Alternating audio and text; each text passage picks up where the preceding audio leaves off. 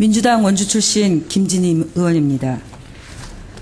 먼저 값진 희생을 치르며 순직하신 소방관에게 애도를 표하며 가족에게도 심심한 위로의 말씀을 전합니다.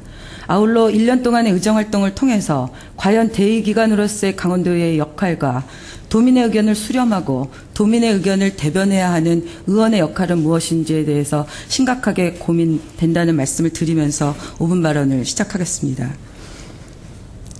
올해부터는 강원도에서도 부분적이지만 친환경 급식이 시행되고 있습니다.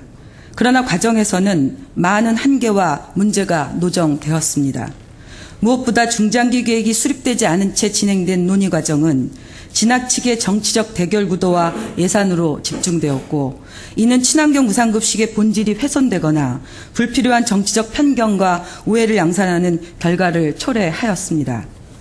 그러다 보니 학교급식을 통해 강원 농업과 강원 교육, 그리고 지방자치가 함께 성장, 발전하기 위해서 의회와 지방정부는 무엇을 준비하고 어떤 역할을 해야 하는지에 대한 구체적인 논의가 전무했습니다. 특히 학교급식 정책을 종합적이고 체계적으로 수립할 수 있는 논의구조가 전무했으니 강원도의 추진 의지와 도의 역할이 부족했다는 시민사회의 지적은 지극히 당연해 보입니다. 집행부와 도의회는 겸허히 받아들여야 할 것입니다. 그동안 많은 정치적 논쟁과 오해가 있었지만 정부도 무상급식 지원을 약속하는 데다 대다수의 의원들도 대의와 명분에는 동의하고 있으니 강원도는 친환경 무상급식을 확대하기 위한 준비를 본격적으로 시작해야 합니다. 학교급식 실태와 강원 농업의 어려움이 무엇인지를 정확히 파악하여 친환경 무상급식의 사회적 합의를 이끌어내기 위한 책임있는 행정을 보여주어야 할 때입니다. 저는 오늘 친환경 급식이 로컬 푸드 중심으로 재편된다면 지역 농업의 회생과 지역 순환 경제를 촉진할 수 있는 중요한 매개가 될 수 있다는 측면에서 강원도의 농업과 교육의 특성을 고려한 친환경 학교급식 지원센터 설립을 제안하고자 합니다. 강원도형 친환경 학교급식 지원센터 설립이 무상급식 전면 실시와 관계없이 추진되어야 한다는 말씀도 함께 드립니다.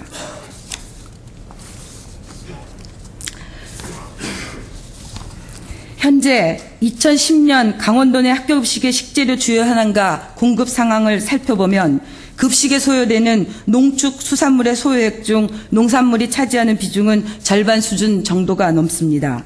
이 중 농산물 식재료 중상위 30개 품목의 소요액이 전체 주요 농산물 식재료 소요액에서 차지하는 비중은 무려 85%에 이릅니다.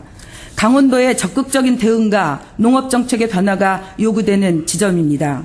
학교급식 식재료 중심으로 전략 육성 농산물을 선정하고 지역의 생산 여건 등을 고려하여 준비가 수월한 품목부터 친환경 급식에 지원하는 시스템을 갖출 필요가 있는 것입니다.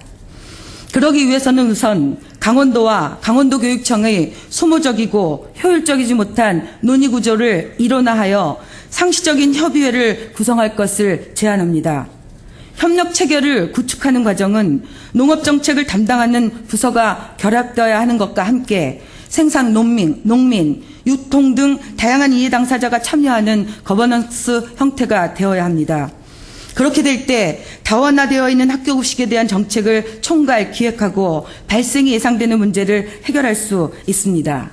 그동안 친환경 무상급식 논의의 시작과 끝은 교육청이었다고 해도 과언이 아닙니다.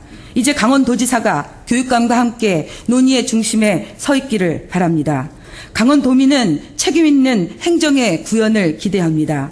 친환경 급식의 확대가 정치적이고 선언적인 의미를 넘어 현실적이고 농업을 이해하는 정책으로 변화하기를 기대하고 있습니다. 변화의 시작은 강원도의 여건에 맞는 친환경 무상급식 중장기 로드맵을 통해 실행계획을 세우는 것이고, 이는 친환경 학교급식 지원센터 설립을 통해 기획되고 실행되어야 함을 거듭 강조하고자 합니다. 5분 발언의 기회를 주신 존경하는 김기남 의장님과 끝까지 경청해 주신 선배 동료 여러분 고맙습니다.